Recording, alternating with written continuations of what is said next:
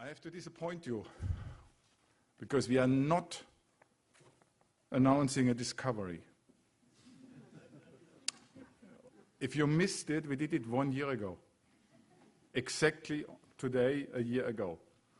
So you can say it's the US Independence Day, or you could redefine it as the Higgs Dependence Day. And if you don't know what the Higgs means, the Higgs boson, you can read it. But I also can tell you that you can be quite happy that we found it, because it is the messenger of the mechanism which gives mass to elementary particles. And without this mechanism, you would not be here today, because you would simply not exist. But nor would I. So it must affect everybody that we now found the reason why we can exist physically. Okay, that was 1 year ago. Now today, we have a different thing. So today, we are no longer colliding particles, because we have a shutdown for all of our accelerators, which means we are not producing collisions between particles. So what else can we do? Well, we collide artists and scientists.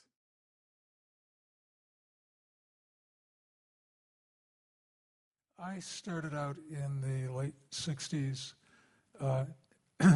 as a composition student, and I became interested in something unusual. I became interested in how the act of listening was a way of making music. And I had the good fortune in New York City, 1968, 1969, to take a course at the new school in New York that John Cage was involved with called Experimental Music Composition. And this idea of the act of listening as a way of making music was something that he was very sympathetic to. And in some of his lectures, he would say that music is continuous, but listening is intermittent. And the more I thought about this idea, I came to realize that it was kind of up to me.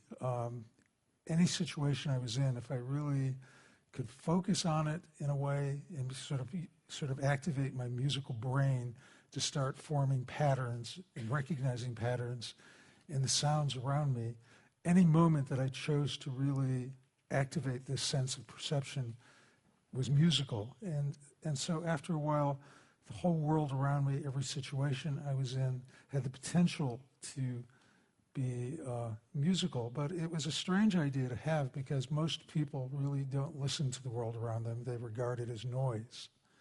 And I think people learn in a way not to listen by visual cues. If you're walking down a street in a city, you're not going to consciously listen to the patterns of the traffic, cars going down a street.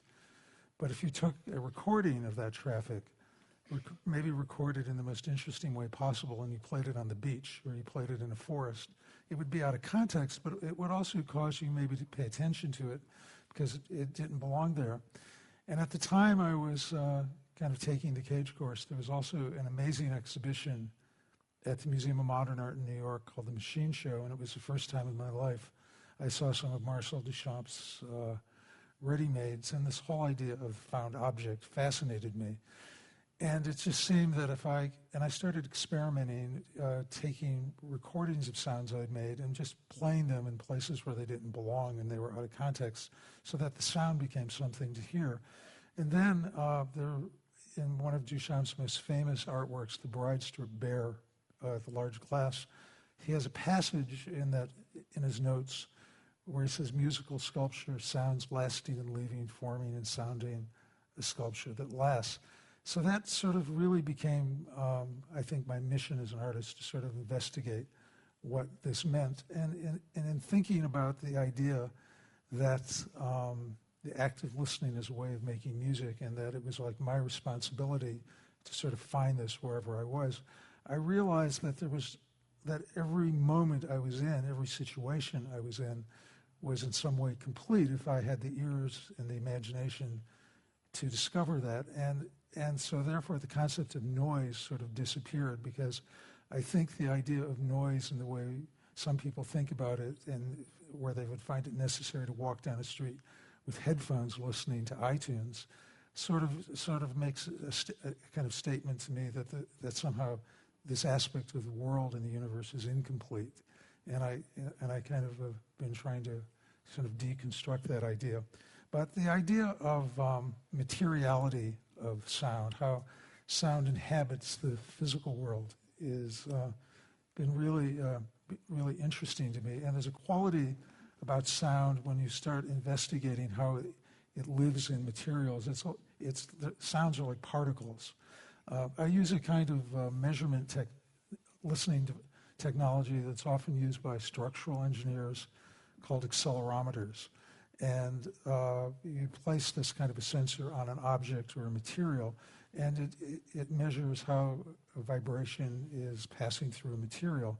And what's interesting about it is that if you take the sound of my voice in this room and you record it from different vantage points in the room, there's kind of small differences. But if you take something like this Buddhist temple bell in Tokyo and you put an accelerometer on it, you'll get a sound, a very particular sound at a certain spot with the accelerometer. And if you happen to move the accelerometer just a short distance away, you'll actually find the sound changes quite a bit. And so to me, the way sounds inhabit materials is very much like a particle. It has a very particle-like quality. But I wanted to play you this recording of the sound of this temple bell in Kyoto, the sound of it not ringing.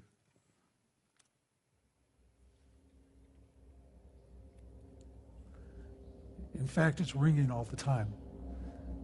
It's been ringing for about 1,000 years since the bell was cast.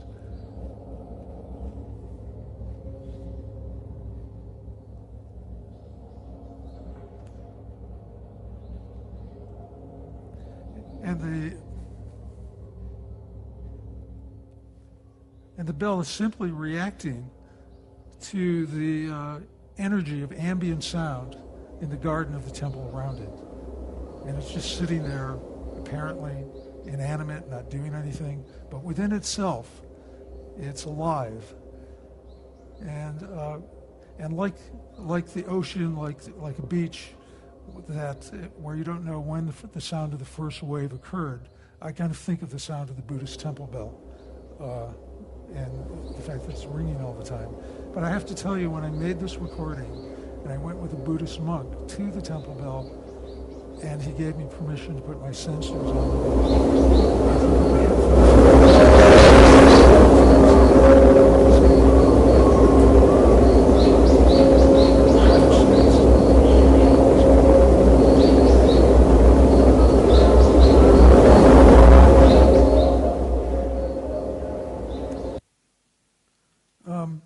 In terms of taking sounds and relocating them, I did a project in Paris at the Arc de Triomphe. That the Arc de Triomphe was the noisiest place, one of the noisiest places in Paris because of the traffic. And I had just before that done a project at the Whitney Museum where I'd taken the sound of Niagara Falls and put it on the facade of the Whitney, and I became interested in the masking properties of white sound, especially natural sources of it. So I did a project where I took the live sound of the sea of the Normandy coast and put a loudspeaker system on the Arc de Triomphe and really wrapped the Arc de Triomphe.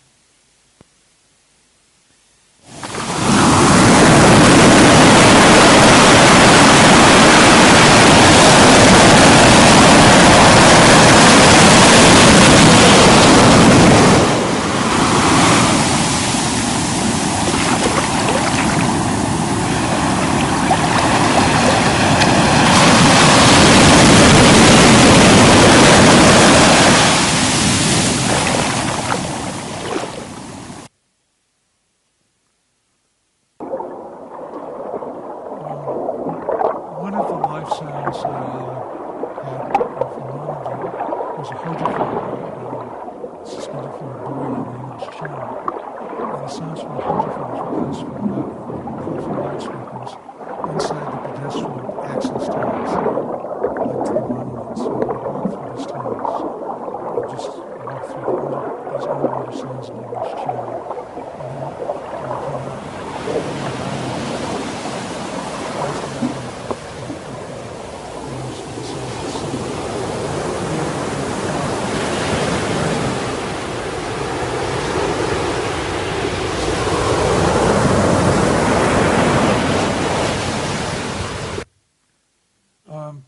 talking about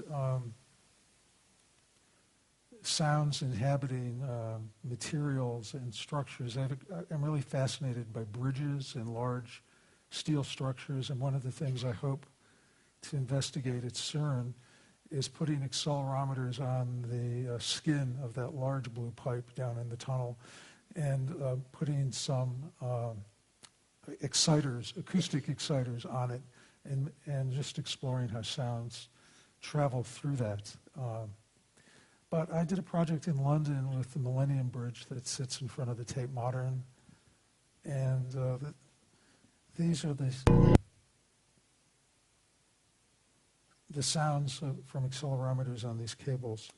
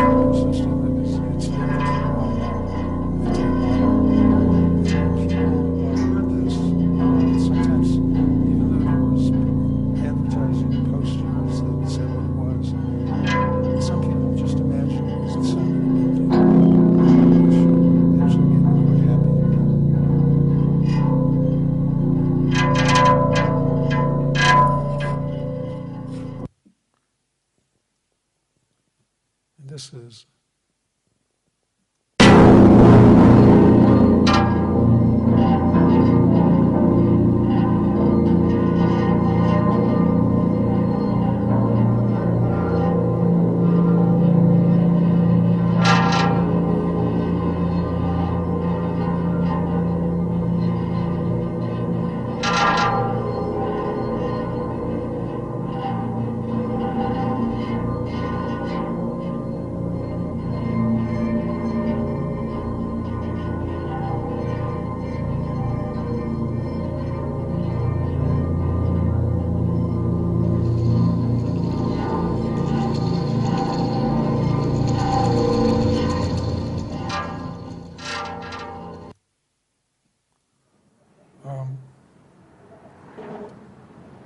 last year I did a project for the 70th anniversary of the Golden Gate Bridge.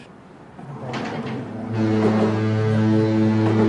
microphones and accelerometers on different parts of the bridge, and a live video camera under the expansion joint. This kind of unusual view with shadows of cars.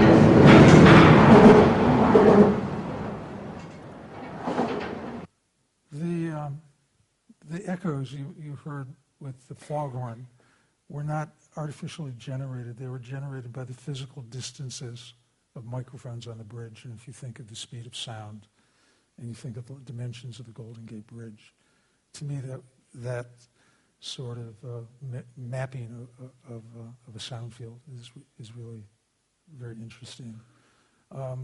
One thing I forgot to mention at the beginning of when I was speaking is one of the things I had the opportunity to do as a student was go into an anechoic chamber, which is a room without any acoustics. It's an artificial room that is full of sound-absorbent materials.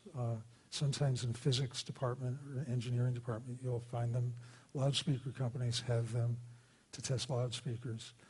And one of the most surprising things that you can experience in a room without any acoustics is if you go in with a musical instrument or attempt to make the biggest noise you can, and you discover that it's nothing. It disappears, it dies, it vanishes almost a microsecond after it occurs. And I came to the realization in that situation that every sound you experience in your daily life, every sound in the world that you walk around and hear as, and for me as being musical, is somehow a description of the space that it's in.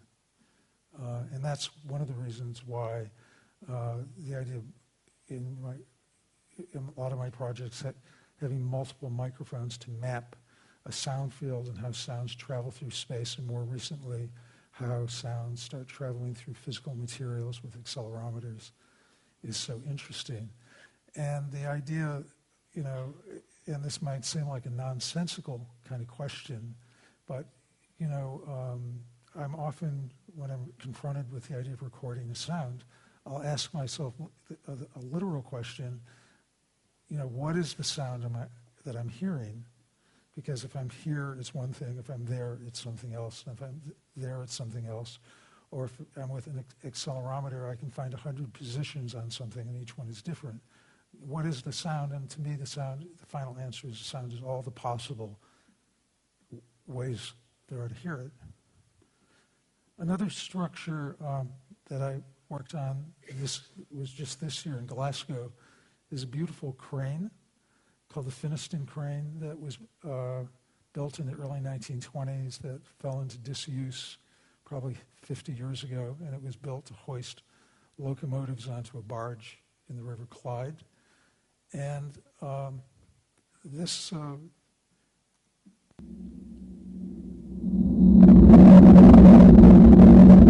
isn't actually rotating.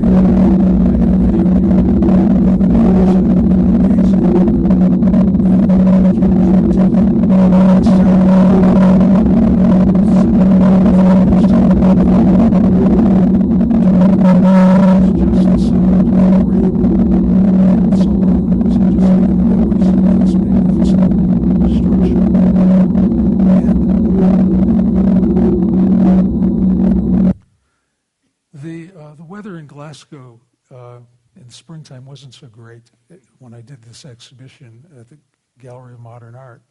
And we had a live video camera under the crane with accelerometers on the crane.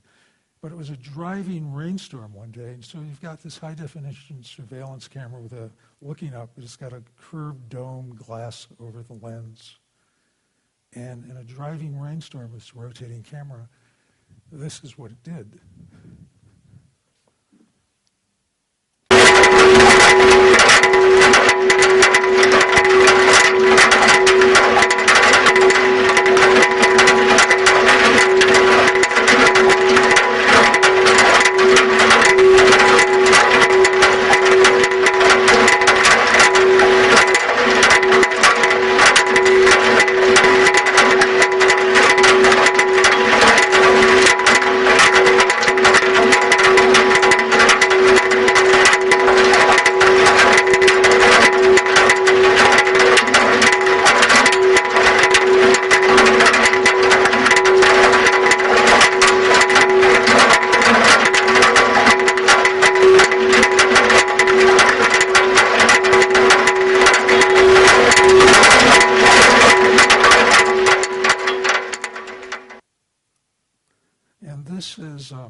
actually at the Gallery of Modern Art in Glasgow, which is a neoclassical building with a portico and these columns. We had a large LED screen suspended from the ceiling of the portico, and as you entered the museum, you would gaze up and you'd have this crane slowly rotating above your head, and you'd have the sound, of course. I was in CERN for about a week last end of January, beginning of February, and everything was still working here. So I had the chance to, besides these wonderful conversations I had with some of the scientists, I was madly making recordings everywhere they would let me go with accelerometers and microphones.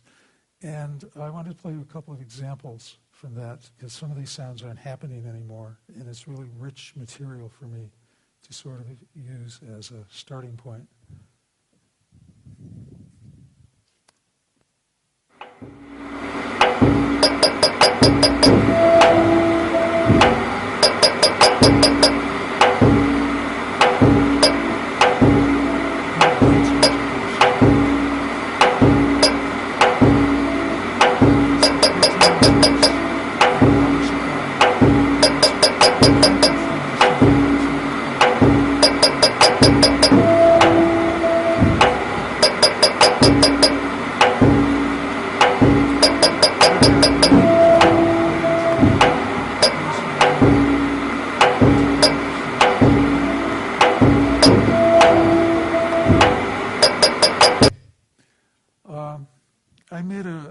I made a kind of overall mix of everything I'd recorded, and I was looking for an image that sort of, to me, correlated to all of this, and I had a video camera gazing into one of the cooling towers because I was interested in these fast-moving water droplets, which sort of seemed like reminded me of particle acceleration, or suggested that.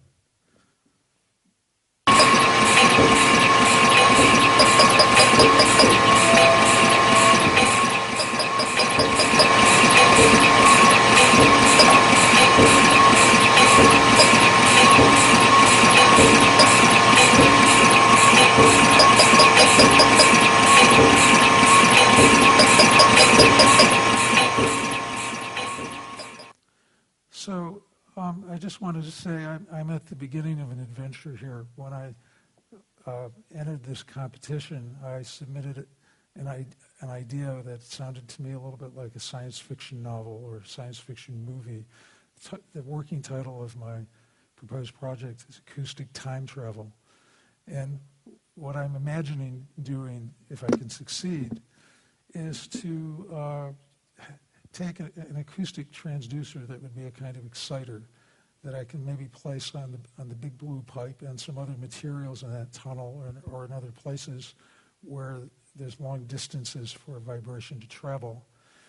And then to set up a relay of accelerometers and possibly some microphones to measure and compare the differences of the speed of sound in different materials from a common source. And I might use some of the recordings I made, such as the one you heard as source material or other ones. But that's what I want to do is with acoustic time travel, and I consider it a real privilege to be here. Thank you.